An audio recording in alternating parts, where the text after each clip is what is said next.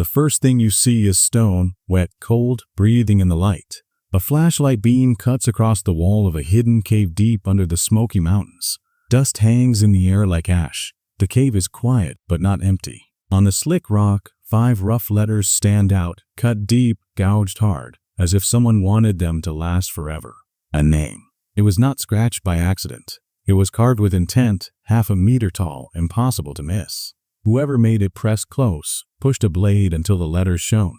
That name was Ethan Cole. 9 years earlier, in the summer of 2013, Ethan was 17 years old when he walked into the Smoky Mountains with his camera and never returned. His truck was found days later, locked and silent at the edge of a dirt road. Inside, a torn map marked with strange X's, an old knife, and a backpack stripped of essentials. No footprints, no trail, no body. The search ended with nothing. For nearly a decade, his case gathered dust in the cold files of Tennessee law enforcement. He was spoken of in past tense, another hiker swallowed by the wilderness. And then this cave appeared. Opened by a rockslide, discovered by cavers, hiding not only Ethan's name, but also small remnants of a struggle. A broken flashlight, a torn scrap of cloth, a circle of stones blackened by fire. They tell us something the official reports never could. Ethan made it here. He stood in this chamber. He lived long enough to write himself into the rock. But if he survived, even briefly, why was there no way out? Why was no body ever found? And why had he been searching these caves in the first place? That is where our story begins. Tonight, we retrace Ethan's final days and the evidence left behind. From the gas station footage that showed him calm and deliberate, to the abandoned truck and the strange markings on his map. We'll follow the search parties that found nothing, the symbols carved years later into canyon walls, and the unsettling online forums that hinted he wasn't acting alone. This isn't just the story of a boy who vanished. It's the story of a mystery that refuses to close, one carved into stone, surrounded by silence, and still waiting for answers. Because names don't carve themselves. And in the Smoky Mountains, Ethan Cole's name is still there, waiting in the dark. Ethan Cole was not the kind of teenager who made headlines. At 17, he blended into the quiet rhythm of his small Tennessee town, an ordinary boy with a second-hand camera always hanging from his shoulder. Where most kids filled their phones with selfies and group shots, Ethan pointed his lens elsewhere. He captured rusting barns leaning into fields, the long stretch of asphalt vanishing into the horizon, stars scattered across the night sky. His photos rarely included people. He preferred silence, distance, the kind of beauty you only notice when you stop talking. He lived in a modest house on the edge of town. His father, a mechanic, came home each evening with oil-stained hands. His mother worked long shifts at the grocery store checkout, her smile practiced and weary. His older brother was already away at college in Colorado, chasing a future that seemed impossibly far from Tennessee. His younger sister was still in high school, more absorbed in friends and homework than in her quiet brother. Ethan was the middle child, and in many ways, he lived like a shadow between them. His family loved him, but he never asked for much attention. He spent hours in his room editing photos on an aging laptop or sketching shapes in the margins of notebooks. To most, he looked like a kid content with solitude. But to those who knew him closely, there was a sense he wanted something more. He often told his friends, "Tennessee is beautiful if you're just passing through, but living here feels like being stuck." He spoke about moving on, first to Salt Lake City, maybe further east after that. Bigger cities, wider skies, a life that wasn't pinned to one small place. Photography, he hoped, could be his way out. His pictures weren't just hobbies. They were proof that he saw the world differently. But that summer of 2013, something shifted. Teachers noticed he was quieter in class, often drifting to the back row, filling his notebooks with sketches instead of notes. The drawings were odd, triangles, always triangles, some with slashes through them, some repeated over and over like symbols he was trying to remember. His classmates laughed at first, then stopped asking. At home, his parents sensed a change they couldn't name. Ethan stayed up late, the glow of his laptop slipping under the crack of his bedroom door. His browser history showed forums about caves, hidden trails, and forbidden places in the Smokies. His father found ropes and carabiners in the garage that hadn't been there before. His mother said he was restless, distracted, as if his mind was already walking somewhere they couldn't follow. Even his closest friends felt the distance. When they asked him to ride bikes or hang out by the river, Ethan would shake his head. "I've got other things to do." He never explained what, But one girl remembered a line he said just weeks before he vanished. "There are places out here nobody knows. If you find them, you can leave a mark." In family photos from that summer, Ethan's expression looked steady, almost calm. Always with his camera, always looking past the frame. It's only afterward that those images feel heavier, as if he was already preparing for something he couldn't say out loud. When he disappeared, the silence he left behind wasn't just absence. It was a shape cut out of the lives around him. A boy who dreamed beyond the mountains was gone, and the world he longed to escape suddenly seemed too big, too empty without him. The Smoky Mountains are often painted in soft colors, rolling ridges that fade blue at dusk, mist curling like smoke over valleys at dawn. For tourists, they are a postcard come alive. Families stop at overlooks, couples take selfies on scenic trails, and brochures call the park gentle wilderness. But locals know better. The Smokies are older than memory, carved from stone that has been folding and eroding for millions of years. Their beauty is real, but so is their danger. Trails that seem simple by daylight twist into mazes when fog sweeps in. That fog can rise without warning, thick and heavy, blotting out ridgelines until even seasoned hikers lose their bearings. The ground itself is treacherous. Beneath the green surface lies a skeleton of limestone riddled with weaknesses. Sinkholes open suddenly. Streams vanish underground, re-emerging miles away. Caves cut deep under the ridges, some mapped, many not. Most are narrow and wet, passages that seem to breathe when you crawl inside. A few expand into caverns big enough to swallow light. Rangers warn visitors to stay clear, but curiosity has always been stronger than caution. The mountain has its own folklore, woven long before park maps or ranger stations. The Cherokee told stories of spirits in the mist, of travelers who followed voices and never returned. Early settlers whispered about hollow men, figures who lived underground, unseen but listening. In logging camps, men joked about hearing knocks on trees when no one else was nearby. And in ranger files, the folklore finds darker echoes. Missing hikers, unexplained disappearances, search efforts that turned up nothing.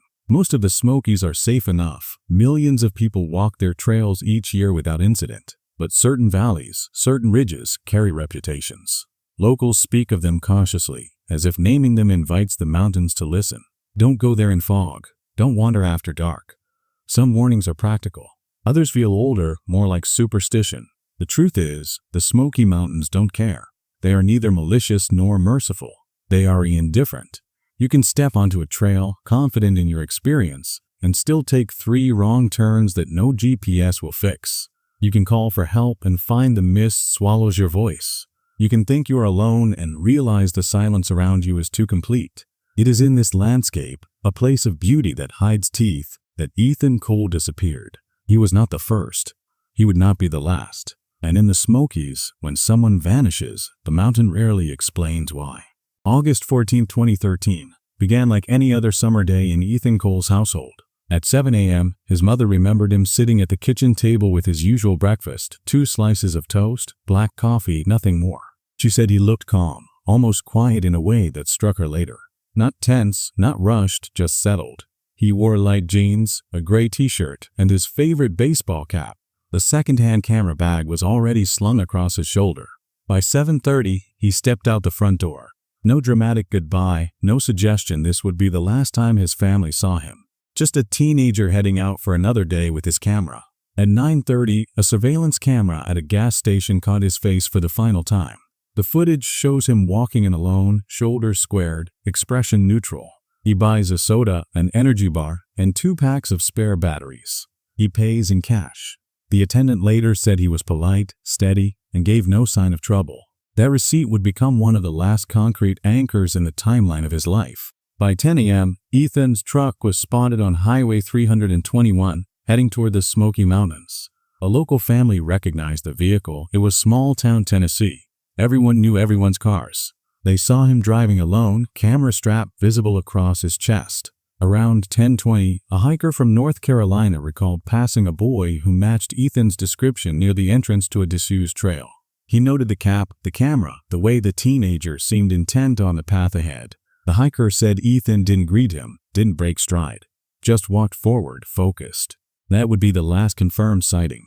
By 11 a.m., Ethan Cole had disappeared into the woods. What he carried and what he didn't would later become one of the strangest puzzles. Inside his truck, investigators found a tourist map of the Smokies. It was torn at the edge, wrinkled, and marked with several small X's drawn in pen. The X's weren't near main trails. They hovered in remote valleys and uncharted spaces. To the untrained eye, they looked random. To Ethan, they must have meant something.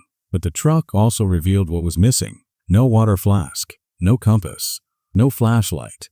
Essentials he always took on hikes, according to his family, were gone. His backpack was light, snacks, scraps of paper, little else. Most telling of all, the camera itself was not inside. Only the strap remained, left tangled near the gearshift. The device that had defined him, his constant companion, had gone with him into the woods. It was a subtle but chilling foreshadow. He had taken the things that marked his intent, the map, the camera, the symbols he'd been sketching all summer. He had left behind the items that marked safety. If this was carelessness, it was uncharacteristic. If it was deliberate, it was disturbing. To his family, these choices proved Ethan had not simply gone for a casual hike. Something had pulled him deeper, toward those X's on the torn map. His father later said, "He never forgot water, not once. If it wasn't in the truck, it's because he meant it that way." By midday, the Smoky Mountains had swallowed him whole. No one could say where he walked after that last sighting or why. Looking back, that morning feels almost cinematic in its clarity. Each detail, toast, coffee, batteries, soda, so ordinary, yet now weighted with significance. The breakfast plate cleared too quickly. The surveillance still frame frozen forever. The quiet boy striding into the fog with his camera, as if he knew where he was going. It was the last normal day anyone would ever have with Ethan Cole. And beyond 11 a.m., the timeline breaks. From then on, only fragments remain. By the second morning of his absence, Ethan's mother made the call every parent dreads. Her son hadn't come home, his phone went unanswered, and his truck had been spotted abandoned near a dirt road at the edge of the Smokies. Within hours, the mountains filled with uniforms and volunteers. The first wave of searches arrived at dawn. Rangers fanned out from the truck, marking their positions with bright tape on tree trunks. Neighbors brought water bottles and flashlights, while classmates carried sticks to beat through brush. By midday, more than 30 people were combing the ridges. They expected to find something quickly, a dropped snack wrapper, a shoe print in mud, maybe even Ethan himself resting under a tree. But the mountains stayed silent. Dogs were brought in next, trained to follow human scent across impossible terrain. Handlers gave them fabric from Ethan's truck, and the animals surged into the undergrowth, pulling hard on their leashes. At first, hope rose, but within 500 meters, the trail dissolved. The dogs circled, whined, then sat back as if the scent had evaporated into thin air. Heat and wind can scatter a trail, yes, but not usually this fast, not usually this completely. Helicopters traced the valleys from above, blades hammering the humid air. Searchers leaned out with binoculars, scanning for the gray of Ethan's shirt or the reflection of his camera lens. Nothing. Drones were flown over gullies and cliff edges, their infrared sensors searching for body heat. Still nothing. For days, the search widened. Teams walked grid patterns, calling his name until their voices cracked. Streams were checked, caves examined, cliffs scoured for signs of a fall. Rangers noted every scrap of evidence they came across, but each log entry ended the same way. No findings. Not a footprint. Not a torn strap. Not a camera. Not even the glint of a button. The absence began to feel louder than presence. Most hikers who vanished leave behind a trail of debris, an empty bottle, a piece of clothing snagged on bark, bones scattered by wildlife. But the Smokies offered nothing. It was too clean, too empty, as though someone had swept the forest of every trace. By the end of the first week, tension settled over the town. Some whispered that Ethan must have wanted to vanish, that he had hidden himself so well. The mountains simply kept his secret. Others suspected foul play, a crime staged to look like a disappearance. A few, quieter still, muttered that the Smokies had done what they always do in stories, taken someone whole without giving back. The official reports leaned toward accident. Heat stroke, dehydration, disorientation. A teenager stepping off trail, collapsing in a ravine no one had found yet. On paper, it sounded plausible, but to those who searched, the reality felt different. The silence was unnatural. One ranger, speaking off the record, said it best. "Usually the woods give you something back. Not this time. It's like it was erased." For the Cole family, that word carried weight. Disappearance meant there was still hope. Erasure meant something deliberate, something final. Ethan hadn't just been lost. He had been removed, piece by piece, from the surface of the mountain until even dogs and helicopters couldn't find him. The Smoky Mountains had swallowed people before, but never this cleanly, never this completely. And in that silence, the mystery only grew deeper. The truck sat alone on the edge of a dirt road, baking in the August sun. At first glance it looked ordinary, no broken glass, no bent metal, no sign of a struggle. Just a pickup parked neatly, as though its driver had stepped out for a moment and would return any second. But the silence around it told a different story. When rangers opened the door, the air inside was stale and hot, heavy with the scent of old upholstery. Nothing looked ransacked. The glove compartment still held registration papers and insurance slips. The seats were intact. Yet the closer investigators looked, the stranger the details became. On the passenger floor lay a tourist map of the Smoky Mountains. But it wasn't folded cleanly like the ones handed out at ranger stations. It was torn at one edge, crumpled, and marked with several small black X's. The marks weren't on established trails or scenic overlooks. They hovered in the blank spaces, valleys, ridges, remote areas where few hikers ventured. To strangers, the X's looked meaningless. To Ethan, they must have been signposts. Beside the map lay an old hunting knife, its handle chipped and sheath worn thin. It wasn't new gear, but a family heirloom passed from his grandfather. Ethan sometimes carried it on camping trips, though more as a token than a tool. Leaving it behind was unusual. If he had walked into rough country, this would have been his only real protection. Yet here it was, sitting useless in the truck. The backpack on the back seat added to the puzzle. Inside were a few energy bars, loose scraps of paper, and a half-empty soda bottle. Missing were the things Ethan never hiked without: his water flask, his compass, and his flashlight. Essentials that could mean the difference between survival and disaster. To police, this looked like recklessness. To his parents, it looked intentional. The most unsettling absence was the camera. Ethan's camera was part of him. He carried it everywhere, documenting abandoned barns, hidden trails, night skies. In the truck, rangers found only the strap, tangled near the gear shift as if the camera had been slung across his chest when he locked the doors. The machine that captured his vision, his escape, had gone with him into the forest. For investigators, these details painted a picture of a teenager unprepared, walking into the Smokies without what he needed to survive. The official explanation leaned toward a tragic miscalculation, but for the Cole family, the truck told another story. His father pointed to the missing gear. He didn't forget water. He took it with him. He didn't lose his compass. He chose not to leave it here. That was deliberate. His mother focused on the map, on the strange X's scribbled far from trails. He was following something, she said. He wasn't careless. He was searching. To them, the truck wasn't evidence of negligence. It was the first breadcrumb, a silent marker of intent. Their son hadn't walked blindly into danger.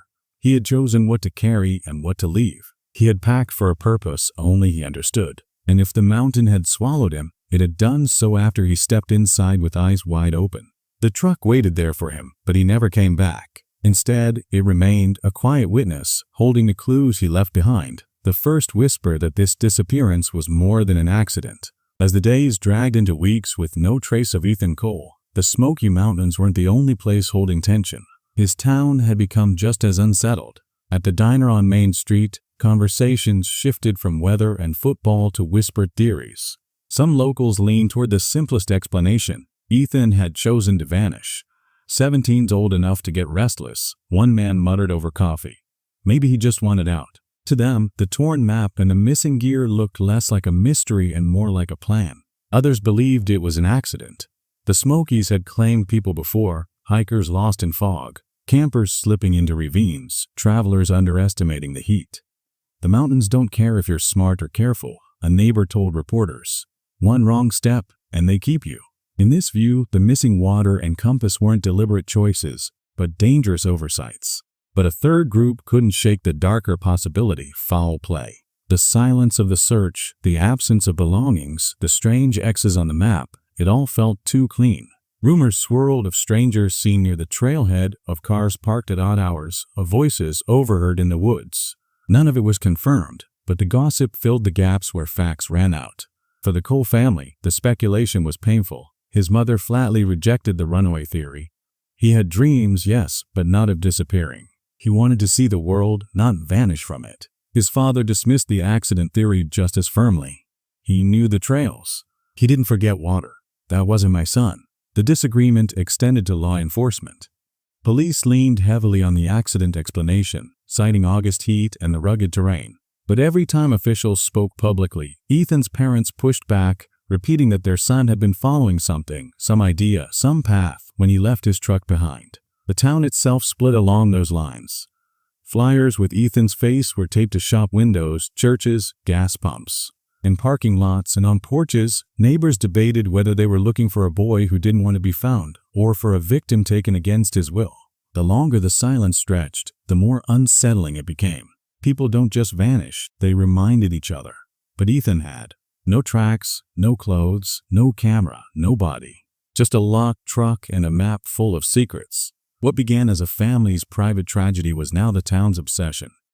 Everyone had an opinion, everyone had a theory, but no one had proof, and in that void, suspicion festered, until even familiar streets felt uncertain. For the Coles, the noise didn't matter. They knew what they believed. Their son hadn't run away, and he hadn't stumbled by mistake. Something larger had taken him into the Smokies. Something deliberate, and they would not let the story end without answers. By the summer of 2017, Ethan Cole's name had begun to fade from headlines. The flyers had curled and yellowed in shop windows. The search teams were long gone. In the official files, his case was marked inactive.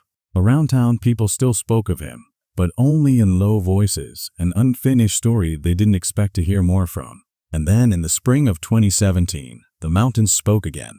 A group of geology students from the University of Tennessee came to the Smokies for fieldwork, studying sandstone erosion and fault lines.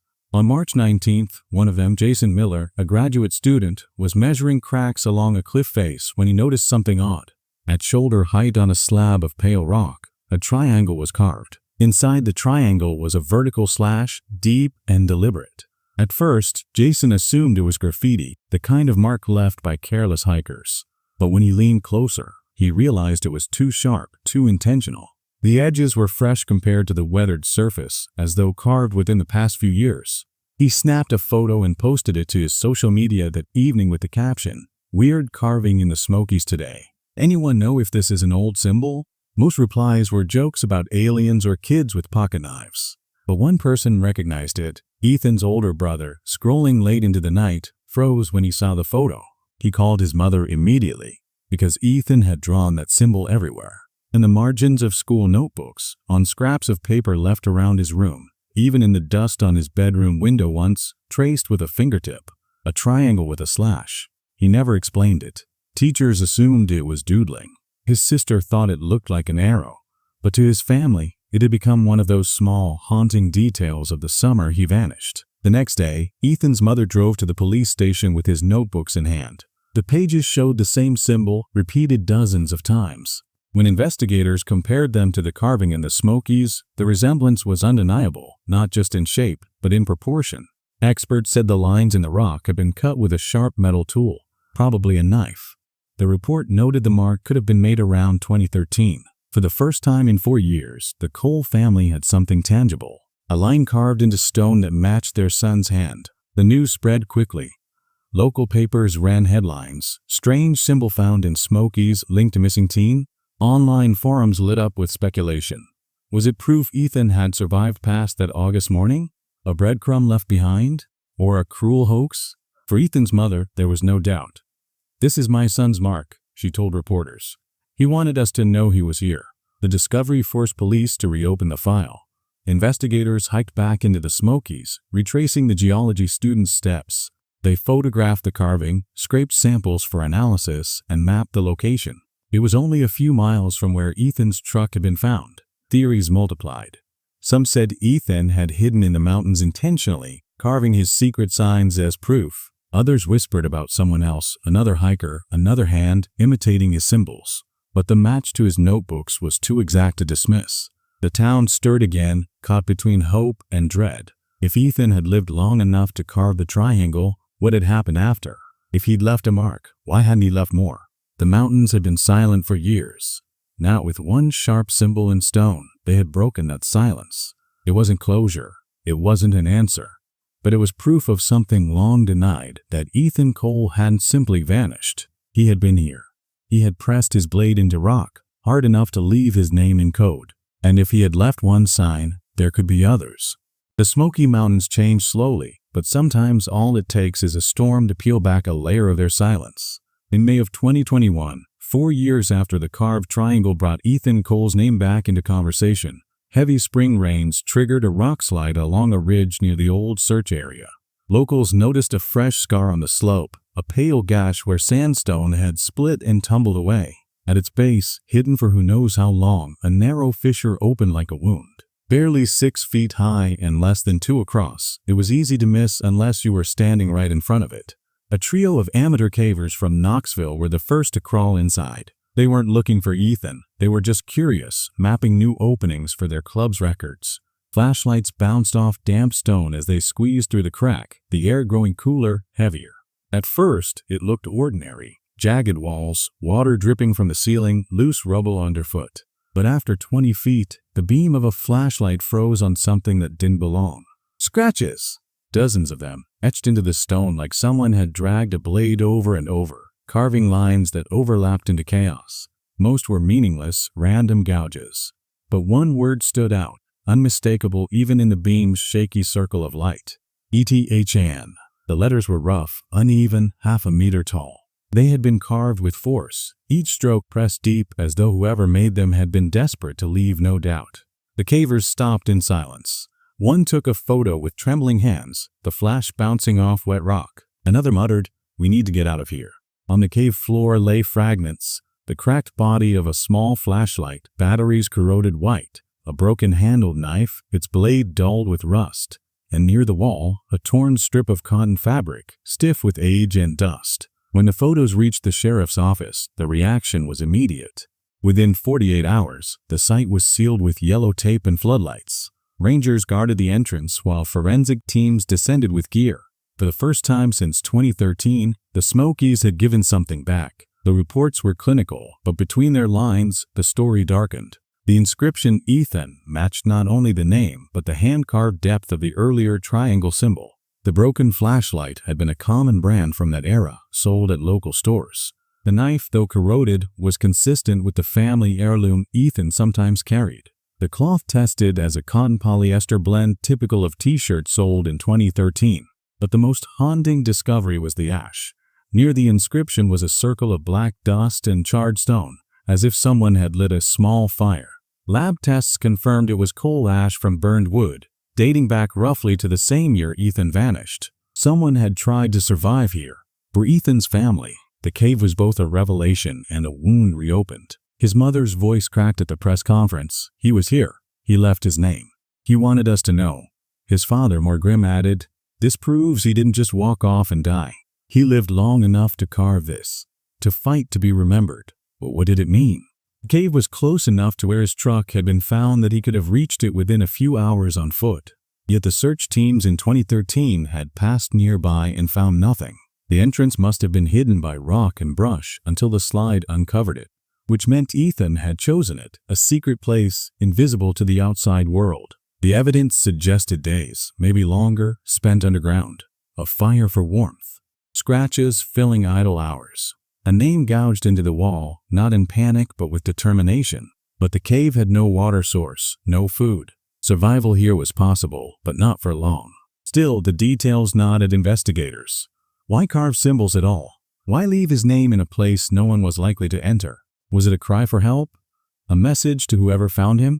Or proof for himself, a declaration that he existed, even in the dark? The town erupted with theories. Some clung to the runaway idea. Ethan had planned to vanish, hiding in forbidden caves until hunger or injury overtook him. Others whispered about manipulation, that someone, perhaps connected to the online forums he'd been frequenting, had lured him here. And a few leaned into the eerie folklore of the Smokies, the hollow men, the cursed valleys, the mountains themselves swallowing those who trespassed too far. For the Cole family, the cave wasn't folklore. It was evidence. It was their son's handwriting in stone, his belongings left behind like breadcrumbs. It was the closest thing to proof of life they had ever been given. But it was also unfinished. There was no body, no remains. Just echoes, scratches, ash, a broken knife, a torn shirt. Enough to suggest presence, not enough to explain absence. Standing at the cave mouth, floodlights washing over damp rock, One ranger admitted to a reporter, "It doesn't feel like a discovery. It feels like a message, but we don't know who it was meant for." The cave had waited in silence for years. Now it had spoken, and with its single word, Ethan, it had transformed a disappearance into something far stranger. Forensic teams spent 3 full days inside the fissure now known simply as Ethan's Cave. Every detail was documented, every scrap bagged and tagged. What they pieced together suggested something more unsettling than a simple disappearance. The ash told the first story. In one corner, stones were stacked in a crude ring, blackened at the edges. Inside was a scatter of fine coal dust, the residue of a small fire. Testing confirmed it had burned wood, not coal, and microscopic analysis of oxidation marks suggested it dated back close to 2013, the very year Ethan vanished. A fire meant more than warmth. It meant time. Someone had stayed long enough to gather fuel, to arrange stones, to strike flame. Not a lost hiker collapsing in panic, but someone who tried, at least for a while, to survive. Then came the fabric. A torn scrap of cotton polyester weave, once bright but now dulled to a gray-brown. Under a microscope, fibers showed traces of sweat and soil. It was impossible to confirm DNA after years underground, but the material matched the kind of t-shirts Ethan was known to wear that summer. The tear was jagged, not cut, suggesting it had snagged on rock or been ripped in haste. The broken flashlight spoke next. Its casing was cracked, batteries corroded, wires exposed. It had failed years ago, but at some point it had thrown light in the darkness. Near it, scratches on the wall clustered low, as if someone had carved while sitting on the floor, tracing lines to occupy time.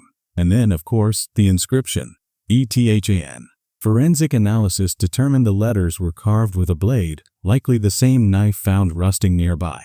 The depth of the groove suggested not a casual etching, but force applied repeatedly. Each stroke carried intention. He wanted the name to be seen, even if no one ever came. Taken together, the picture was haunting. Ethan had not vanished in an instant. He had entered this cave, lit a fire, torn his clothing, scratched walls, carved his name. He had lived here for days, maybe longer, in the dark belly of the Smokies. But why?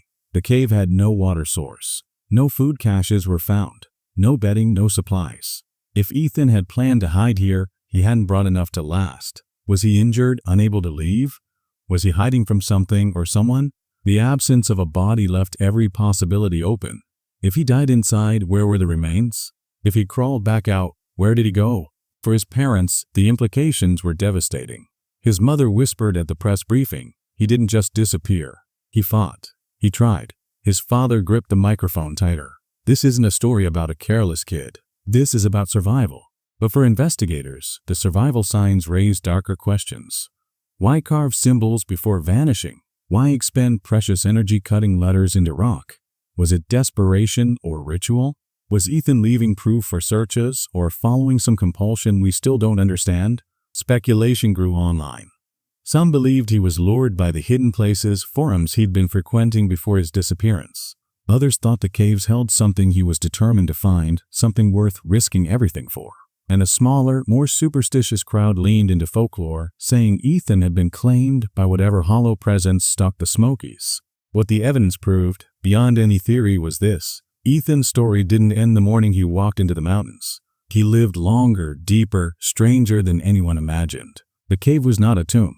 It was a chamber of survival, carved with fire and ash, with torn cloth and scratched letters, with the will of a boy who refused to vanish quietly. But it left one question burning louder than all the rest. If Ethan survived down here for days, why didn't he come back out? The cave had given the Cole family something solid, scraps of cloth, ash, a broken flashlight, a name carved deep into stone. But the bigger question still hung in the air. Why had Ethan gone there? Why had he hidden? Why had he carved symbols in notebooks long before he vanished? The answers, or at least fragments of them, came not from the mountains, but from a machine gathering dust in his parents' garage. After the cave discovery, investigators pulled Ethan's old laptop back into evidence. In 2013, the search had been cursory, emails skimmed, hard drive scanned, nothing suspicious flagged. But now, with better forensic tools, technicians dug deeper. Buried in deleted files, they found browser histories and forum posts from the summer Ethan disappeared. One forum in particular stood out. Its title was Hidden Places of Appalachia. It was a niche site, half-exploration blog, half message board for urban explorers and amateur cavers. Most users posted about abandoned mines, forgotten trails, sealed bunkers.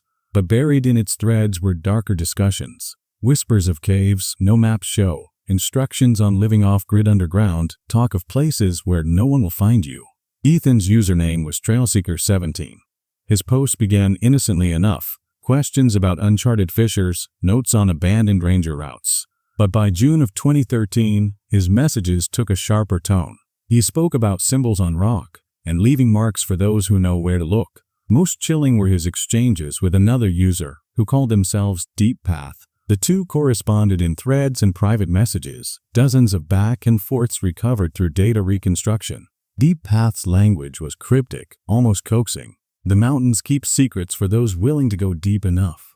Mapslide trust only the signs you carve yourself. If you want to be remembered, don't leave the surface. Ethan responded with excitement, sometimes with hesitation, but always returning. He asked about ropes, about water sources underground, about staying hidden without light. In one recovered draft, never posted, he wrote, "I think I found one. The kind of place you meant. I'll leave proof. You'll see." Investigators traced the IP addresses behind Deep Path's account. Each one linked to public Wi-Fi networks, libraries, coffee shops, rest stops across Tennessee and North Carolina. Whoever it was had worked hard to stay anonymous. No identity was ever confirmed. To Ethan's family, the messages were devastating. His mother said, "He didn't come up with this alone. Someone fed it to him. Someone pulled him deeper." His sister later admitted that in hindsight, Ethan's long nights at the computer made more sense, but also felt more sinister. Online, the revelations spread quickly. True crime forums dissected every line of the exchanges. Was Deep Path a manipulative stranger? An online predator hiding behind riddles? Or just another restless teenager caught up in the same fantasies as Ethan? Some even speculated that Deep Path had been in the Smokies with him, guiding him to the cave. Theories piled higher than facts, but one truth held. Ethan hadn't simply wandered off. He'd been preparing, guided, or misled by someone he trusted in the digital dark. The combination of physical evidence and digital ghosts reframed the case entirely. Ethan's disappearance no longer looked like an accident. It looked like part of a plan, influenced by a shadowy voice whispering through the wires. The cave showed Ethan's body was there, at least for a time. The laptop showed his mind had been there long before. But one question pressed harder than all the rest. If Deep Path had been the one urging him to carve, to hide, to vanish, what had become of them? And why had they gone silent after Ethan was gone? The Smokies held one half of the mystery. The internet, it seemed, held the other. Ethan's case might have stood alone, an isolated tragedy of a boy lost in the woods, if not for the whispers that surfaced once the cave discovery made headlines. Whispers that said, he wasn't the first. Archivists, journalists, and amateur sleuths began digging into ranger logs and old newspaper clippings. What they found was unsettling. Ethan's disappearance fit into a larger pattern of vanishings in the Smokies. The first case dated back to 2008. A Nevada tourist named Paul Weston vanished while hiking alone on a side trail near Clingman's Dome. His rental car was found at the trailhead. Despite an intensive search, not a single trace surfaced. Rangers chalked it up to the mountain's vastness. In 2011, 2 Colorado students camping near Cades Cove failed to return from a day hike. Their tent and belongings were intact at the campsite, but the students themselves were never found. Official reports listed them as presumed lost, though no bones, clothing, or gear ever appeared. Then, in 2015, just 2 years before Ethan, an Arizona traveler named Maria Lopez disappeared near the same ridges where Ethan's truck was discovered. Locals remembered the search teams combing the woods for weeks. Nothing. No backpack, no shoes, no body. Individually, each case had explanations: accidents, falls, disorientation. But together, a pattern began to emerge. All of them clustered within a narrow stretch of the Smokies, close to where Ethan vanished. Maps drawn by bloggers and Reddit sleuths showed overlapping red dots, each one a disappearance. When Ethan's cave was added to the map, it landed in the heart of the cluster. Folklore rushed in to fill the silence. Cherokee legends told of spirits in the mist, luring travelers from the path. Settler stories warned of hollow men who lived underground, stealing those who came too close. And locals, half serious, spoke of cursed valleys where compasses spun and voices echoed without a source. Skeptics dismissed these tales as myth-making, But even rangers, trained to speak in practical terms, admitted unease. One retired officer interviewed off the record said, "I've seen plenty of hikers vanish. Usually we find something, a shoe, a belt, bones years later. But in that stretch of the Smokies, nothing. It's like the ground swallows them." The cave sharpened these fears. If Ethan had carved his name underground, had others done the same? Were there more inscriptions, hidden in fissures no one had explored? And if so, why had the mountains kept them secret? The Cole family clung to the new perspective. They no longer spoke of their son as a singular tragedy, but as part of a chain. "It's not just Ethan," his mother told a reporter. "Something bigger is happening here."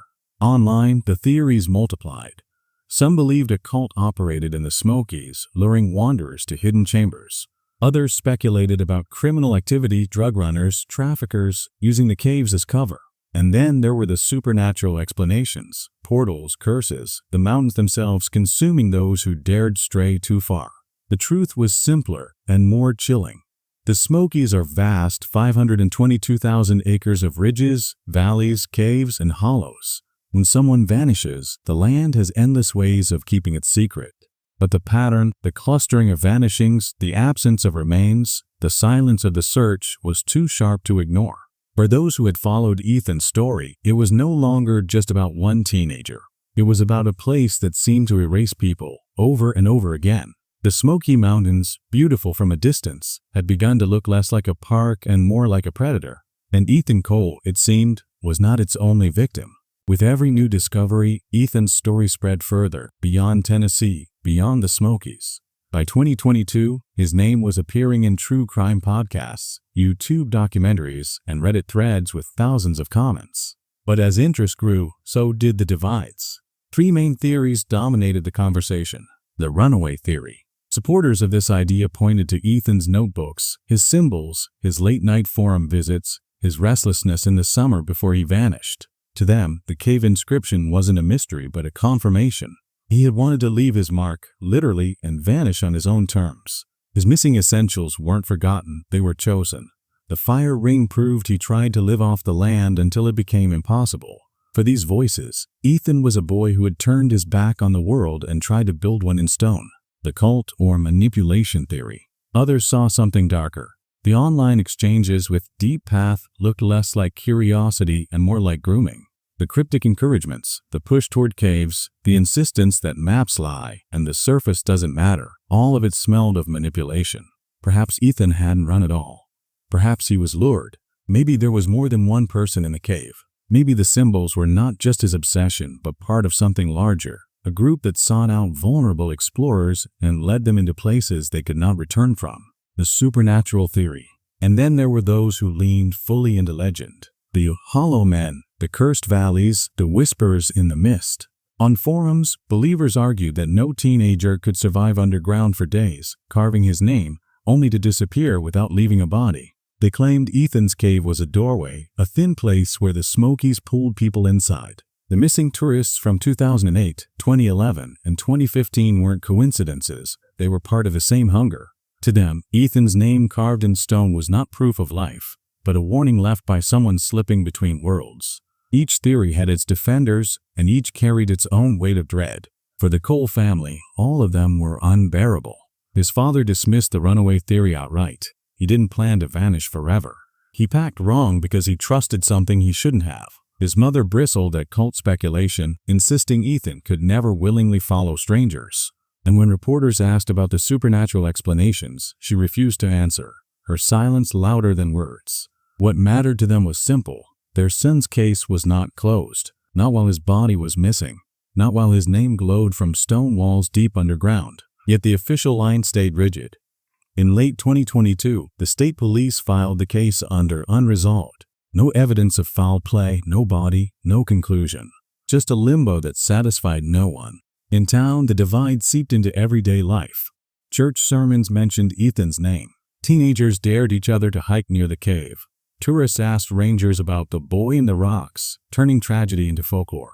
And online, his case became legend. People argued over symbols, over theories, over what his last days underground meant. But in every debate, one fact remained. Ethan Cole was gone. Not just disappeared, not just erased. transformed into a mystery that refused to rest. Long after the search parties packed up and the headlines moved on, the cave remained. Hidden beneath rock and brush, guarded by caution tape and warning signs, it became known simply as the cave with a name. No tourist brochures listed it. Rangers discouraged visitors, but that only fueled its pull. Hikers whispered directions in parking lots. Teenagers dared each other to sneak past the barriers at night. For some, it became a pilgrimage, standing before the letters gouged into stone, tracing them with fingertips, as if touching Ethan's name might answer the question that no one could. The inscription carried a presence beyond its crude strokes. It wasn't just writing. It was proof of life, carved by a hand that should not have been there, left behind by a boy who was supposed to be gone. The flashlight beams that first revealed it may have faded, but in stories the letters seemed to glow. Volunteers who ventured deeper into the cave spoke of strange sensations. Sudden drops in temperature, as if someone had opened a freezer door. Unexplained rustling in the dark, though no animals were ever found inside. A few claimed to see shadows shift against the walls, larger than their own. Others reported finding more scratches, triangles, lines, marks like the ones in Ethan's notebooks. Some appeared newer. Others looked older, their edges softened with time, as if left by someone long before 2013. Rumors thickened. Was Ethan the first to carve his name here, or just the most recent? How many others had pressed blades to stone in these hidden chambers, leaving proof they once existed before the mountain swallowed them? The cave became both shrine and warning. For the Cole family, it was unbearable.